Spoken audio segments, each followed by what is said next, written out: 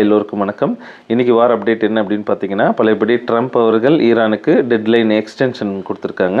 So 48 hours கொடுத்தார் first. அடுத்து 48 hours முடிஞ்ச உடனே 5 days of extension of deadline கொடுத்தாரு. 5 days முடிஞ்ச உடனே இப்போ 10 days ஆஃப் எக்ஸ்டென்ஷன் கொடுத்துருக்காரு.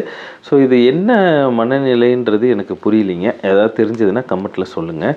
ஸோ இதை கேட்ட உடனே அவர் என்ன எடுத்தால் உனக்கு என்ன, நீ பாட்டு வேலையை பாரு அப்படின்னு யாராவது, நம்ம வேலையை பார்ப்போம் அப்படின்னு யாராவது நினச்சிங்கன்னா மிகப்பெரிய அது தவறுங்க. ஏன் அப்படின்னு சொல்கிறேன் பாருங்களேன்.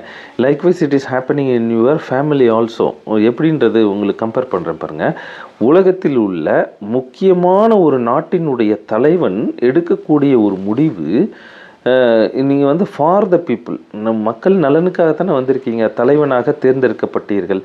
ஸோ நீங்கள் எடுக்கக்கூடிய முடிவு மக்களின் நன்மைக்கு எவ்வளவு ப்ரிசைஸாக இருக்கணும், அந்த விஷயம் எவ்வளவு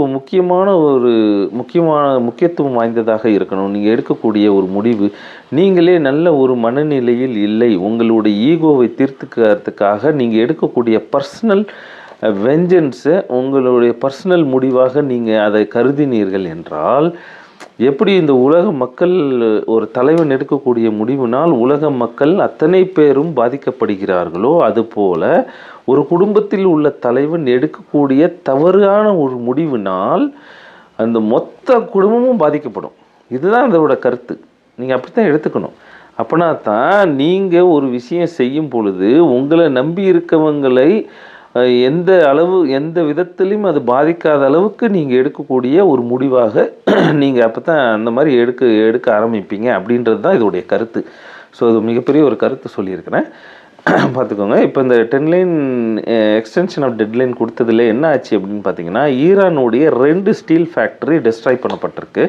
இஸ்ரேல் மிசைல் விட்டுருக்குறாங்க. யூஎஸ்க்கு தெரியாமல் பண்ண முடியாது. யூஎஸ் என்ன பண்ணுறாங்க, ஈரானுக்கிட்ட மிலிட்ரி ஸ்ட்ரென்த்தை இன்க்ரீஸ் பண்ணிக்கிட்டே இருக்காங்க. ஹோட்டல்ஸில் நிறையா என்ட்ரு ஆகிட்டு இருக்கிறாங்க பக்கத்தில் இருக்கிற நாடுகளில். ஸோ இப்போ ஈரான் என்ன சொல்கிறாங்க அப்படின்னா, மிடில் ஈஸ்ட் கண்ட்ரியில் இருக்கக்கூடிய அத்தனை ஸ்டீல் ஃபேக்ட்ரிஸில் இருக்கிற மக்கள்ஸ்லாம் எவாக்குவேட் ஆகுங்க. Maybe an alarming situation may come, உங்கள் உயிரை பாதுகாத்து கொள்ளுங்கள் அப்படின்னு சொல்கிறாங்க. ஹோட்டலில் யூஎஸ் சோல்ஜர்ஸ் நிறைய பேர் இருக்கிறாங்க, அதெல்லாம் ஐடென்டிஃபை பண்ணிட்டோம், தேவைப்பட்டால் தாக்குதல் டெஸ்ட்ராய் பண்ண ஆரம்பிப்போம் அப்படின்றதும் சொல்கிறாங்க. ஸோ 2 பேரும் முட்டிக்கிட்டு தான் இருக்கிறாங்க. இப்போதைக்கு வார் முடிகிற மாதிரி இல்லை. வார் ஒரு பீஸுக்கு வந்தால் தான் மக்கள் உண்மையிலே பாதிக்கப்பட மாட்டார்கள். தலைவர்கள் நீங்கள் என்ன நினச்சிக்கணும்னா, உங்களை நம்பி இருக்க மக்கள்கள் பாதிக்கப்படாமல் நீங்கள் எடுக்கக்கூடிய முடிவு அப்படி இருக்கணும். நீங்கள் பாதிக்கிற மாதிரி எடுத்தீங்கன்னா நீங்கள் தலைவனே கிடையாது அப்படின்னு சொல்லி இந்த வீடியோ நிறைவு செய்கிறேன். நன்றி, வணக்கம்.